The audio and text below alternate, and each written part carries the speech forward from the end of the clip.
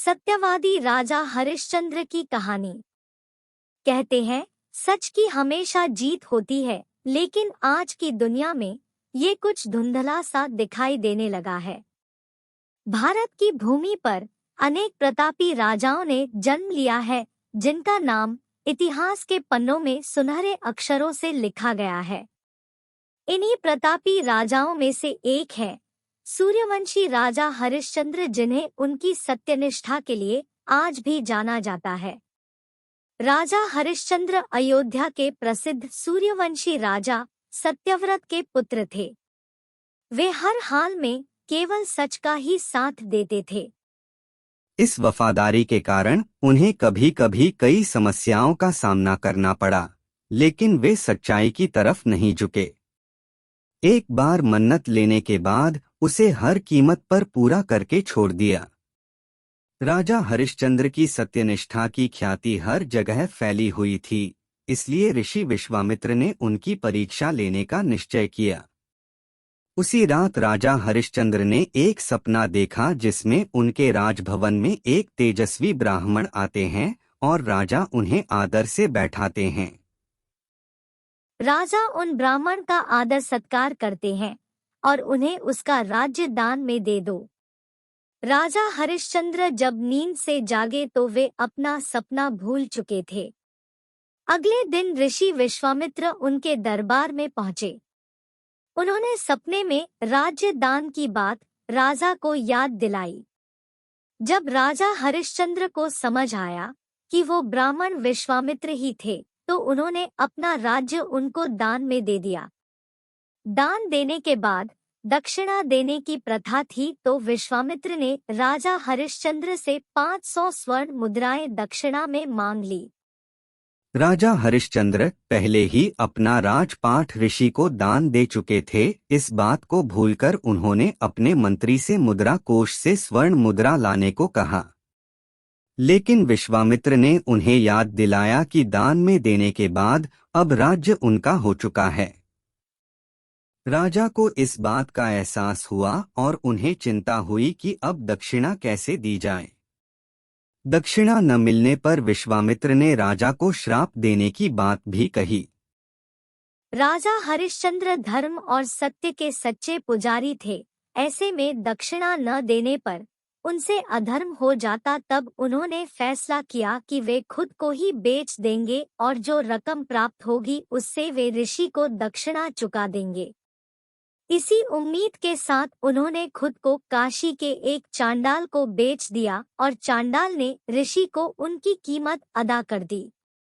इसके बाद राजा हरिश्चंद्र शमशान में रहने लगे। अपने जीवन में राजा हरिश्चंद्र को कई हृदय विदारक स्थितियों का सामना करना पड़ा। कई बार उनका परिवार से वियोग भी हुआ, लेकिन उन्होंने अपने सत्य का मार्ग कभी नहीं त्यागा। राजपाट छोड़ने के बाद जब राजा ने खुद को चांडाल के हाथों बेच दिया, तो वो अपनी पत्नी और बेटे से बिछड़ गए। रानी अपने बेटे के साथ एक घर का काम करने में लग गई। जिस रानी की कभी सैकड़ों दासियां हुआ करती थी, वो अब नौकरों की जिंदगी जीने लगी। इस तरह राजा का पूरा परिवार बिछड़ गया। रानी और उनका पुत्र घरेलू काम करके अपना पेट पालने लगे। इतने कष्ट सहकर भी राजा अपना काम सत्यनिष्ठा से करते रहे। समय बीतता गया, लेकिन राजा ने कभी अपने काम में कोई त्रुटि नहीं आने दी।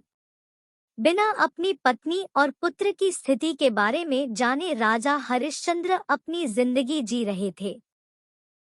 लेकिन एक दिन रानी के ऊपर दुहक का पहाड़ टूट पड़ा, जब उनके पुत्र रोहिताश्व को खेलते वक्त सांप ने काट लिया और उसकी मृत्यु हो गई। रानी की जिंदगी में अचानक ही तूफान सा आ गया, जो उनका सब कुछ उड़ा कर ले गया।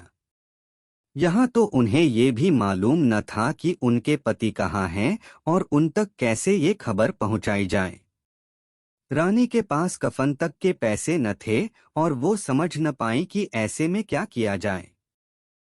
रोती बिलखती रानी पुत्र को गोद में उठाए उसका अंतिम संस्कार करने के लिए उसे शमशान ले गई। रात हो गई थी, और चारों ओर सन्नाटा था। शमशान में पहले से ही 2 चिताएं जल रही थी। ये वही शमशान था जहां हरिश्चंद्र काम करते थे।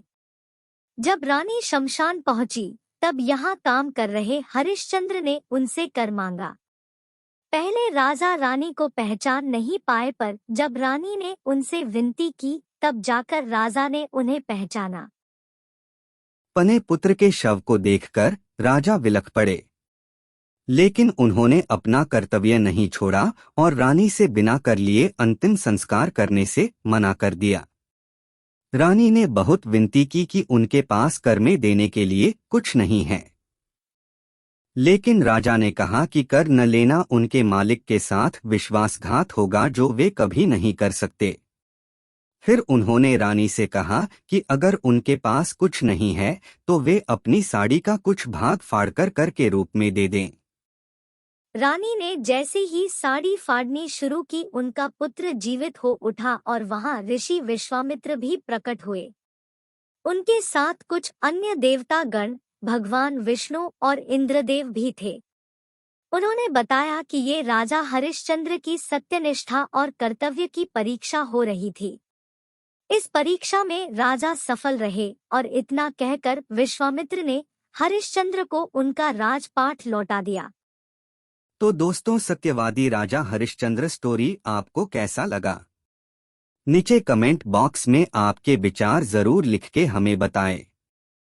Thank you for watching. Please like and subscribe.